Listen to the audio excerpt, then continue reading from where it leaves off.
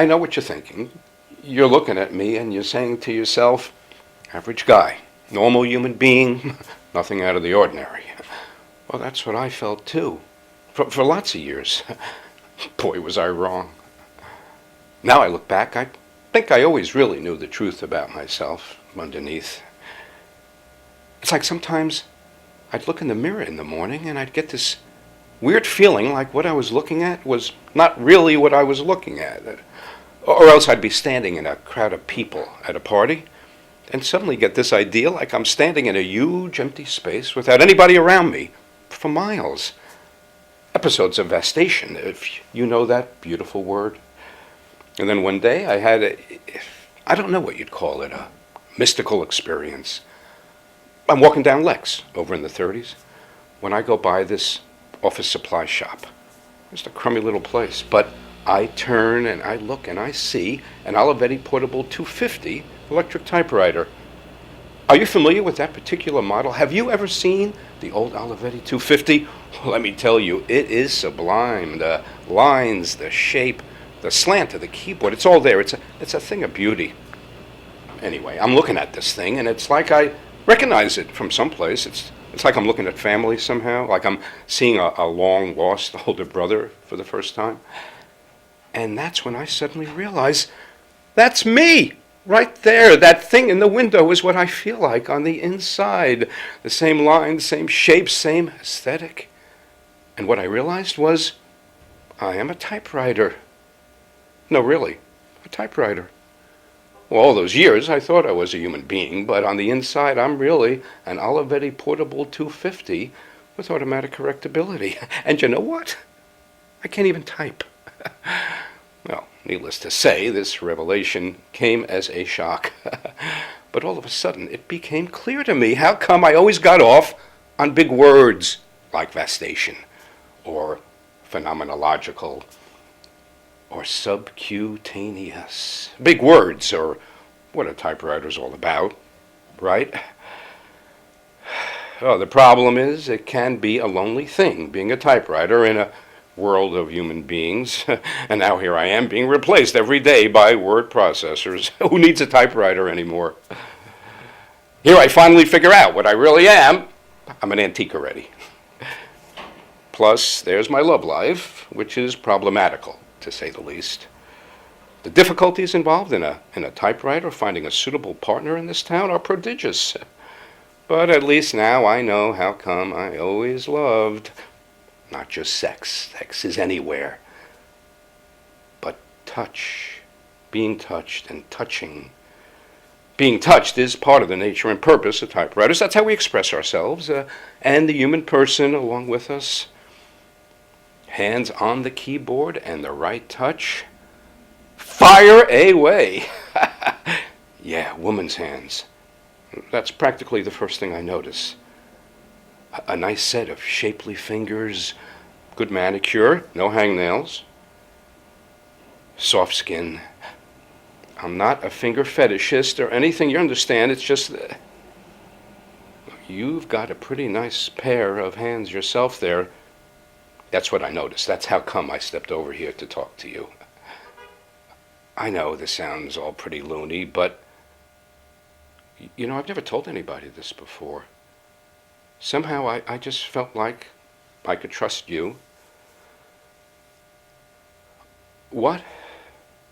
I beg your pardon. I don't understand. You're not really a woman. Sure, you're a woman. You're a beautiful woman. So, you're what? You're actually a sheet of paper. 10-pound bond, ivory tinted, pure cotton fiber. Oh, glad to meet you.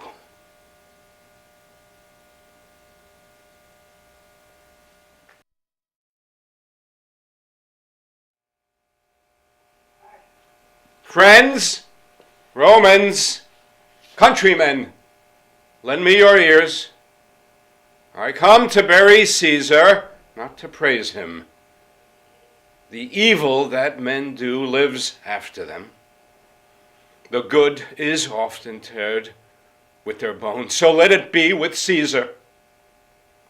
The noble Brutus hath told you Caesar was ambitious. If it were so, it was a grievous fault, and grievously hath Caesar answered it. Here, under leave of Brutus and the rest, for Brutus is an honorable man, so are they all honorable men, come I to speak in Caesar's funeral. He was my friend, faithful and just to me. But Brutus says he was ambitious, and Brutus is an honorable man. He hath brought many captives home to Rome, whose ransoms did the general coffers fill. Did this in Caesar seem ambitious? When the poor have cried, Caesar hath wept. Ambition should be made of sterner stuff. But Brutus says he was ambitious, and Brutus is an honorable man. You all did see that on the Lupercal I thrice presented him a kingly crown, which he did thrice refuse. Was this ambition? Yet Brutus says he was ambitious, and sure he is an honorable man. I speak now not to disprove what Brutus spoke, but here I am to speak what I do know. You all did love him once, not without cause. What cause withholds you then to mourn for him? O judgment, thou art fled to brutish beasts, and men have lost their reason.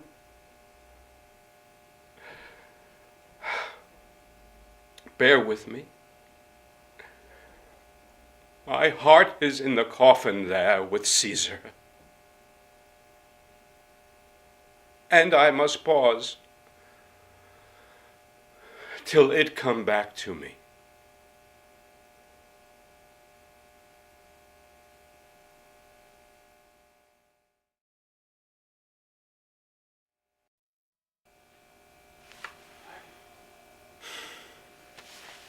"3 minutes to the biggest battle of our professional lives. All comes down to today. Now either we heal as a team or we're going to crumble. Inch by inch, play by play, till we're finished. We're in hell right now, gentlemen, believe me. Well, we can stay there, get the stuff kicked out of us. Or we can fight our way back into the light. We can climb out of hell, 1 inch at a time. I can't do it for you. I'm too old. I look around, I see these young faces, and I think I made every wrong choice a middle-aged man can make. Pissed away all my money, believe it or not. Chased off anyone who's ever loved me. And lately I can't even stand the face I see in the mirror. You know, when you get old in life, things get taken from you. That's part of life. But you only learn that when you start losing stuff. Oh, you find out life's this game of inches. So is football. Because in either game, life or football, the margin for error is so small. I mean, 1/2 step too late or too early, and you don't quite make it. 1/2 second too slow, too fast, you don't quite catch it. The inches we need are all around us. They're in every break of the game, every minute, every second. On this team, we fight for that inch. On this team, we tear ourselves and everyone else around us to pieces for that inch. We claw with our fingernails for that inch. Because we know when we add up all those inches, that's going to make the friggin' difference between winning and losing, between living and dying. I'll tell you this. It's the guy who's willing to die who's going to win that inch. And I know if I'm going to have any life anymore, it's because I'm willing to fight and die for that inch. Because that's what living is. It's the 6 inches in front of your face.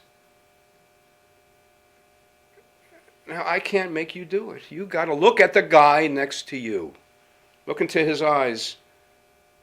I think you're going to see a guy who will go that inch with you. You're going to see a guy who will sacrifice himself for this team because he knows when it comes down to it, you're going to do the same for him. That's a team, gentlemen. And either we heal now as a team, or we're going to die as individuals. That's football, guys. That's all it is. Now, what are you going to do?